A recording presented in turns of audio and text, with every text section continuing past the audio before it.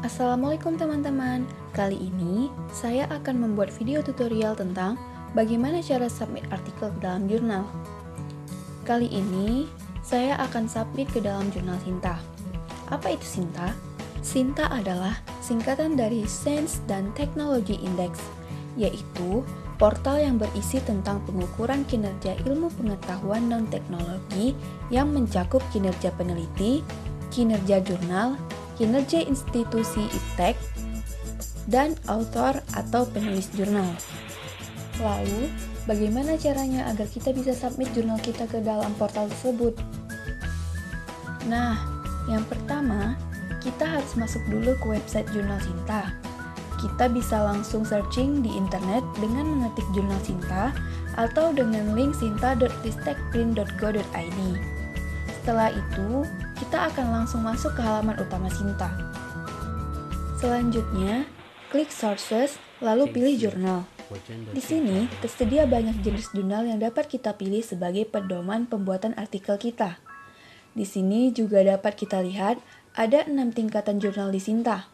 Semakin kecil angka tersebut, maka semakin baik pula kualitas jurnal di dalamnya. Untuk mencari jurnal yang kita inginkan, pilih salah satu dari 6 tingkatan jurnal tersebut. Lalu, cari jenis jurnal yang diinginkan. Di sini saya mencari jurnal sains dan teknologi.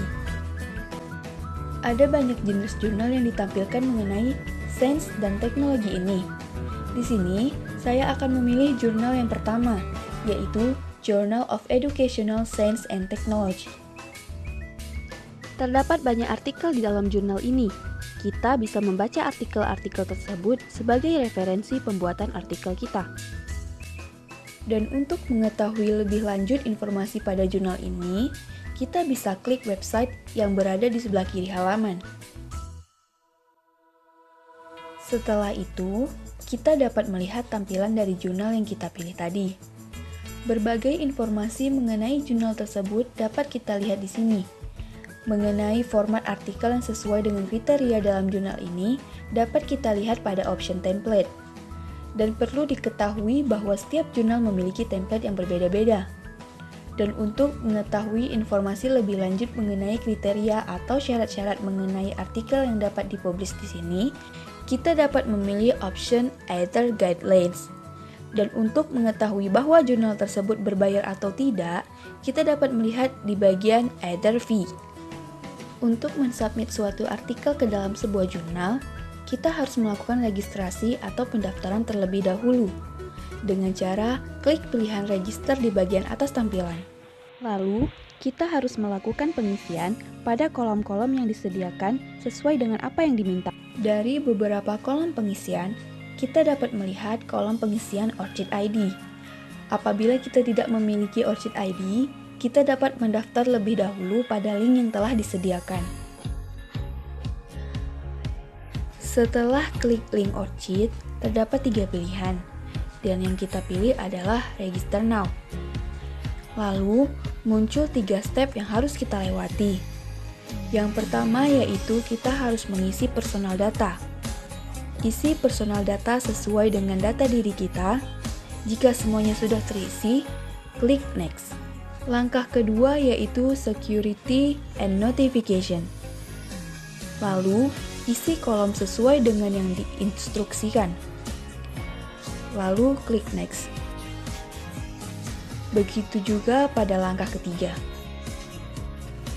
ORCID ID dapat kita temui pada kiri tampilan. Setelah mendapatkan ORCID ID, kita bisa langsung copy-paste pada bagian pendaftaran tadi. ORCID ID ini juga di copy-paste pada bagian URL. Bedanya adalah, pada bagian ORCID ID, tulisan HTTPS diubah menjadi HTTP saja. Setelah semuanya terisi, klik Register. Maka kita sudah mendapatkan akun. Pilih option Online Submission pada kanan tampilan. Dan kita masuk ke tahap pertama pengiriman artikel ke dalam jurnal. Dalam tahap ini, kita hanya perlu memberikan tanda checklist pada kolom yang tersedia. Dan pada kolom terakhir berbentuk esai, itu tidak wajib diisi. Selanjutnya, klik Save and Continue. Tahap kedua yaitu mengupload file dari artikel yang sudah kita buat sesuai dengan syarat dan ketentuan yang diberikan dari jurnal yang kita submit. Setelah itu, klik upload, lalu klik save and continue. Pada tahap ketiga, kita diminta untuk mengisi beberapa data diri dan juga beberapa bagian yang terdapat dalam artikel kita, seperti abstrak, kata kunci, dan lainnya. Setelah semuanya terisi, klik Save and Continue. Tahap keempat yaitu mengupload file-file pendukung artikel kita. Tahap ini bersifat tidak wajib.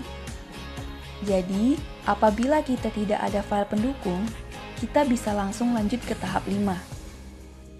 Pada tahap terakhir, kita hanya perlu menyelesaikan submit artikel kita dengan cara klik Finish Submission. Dan artikel kita pun diproses untuk peluncuran.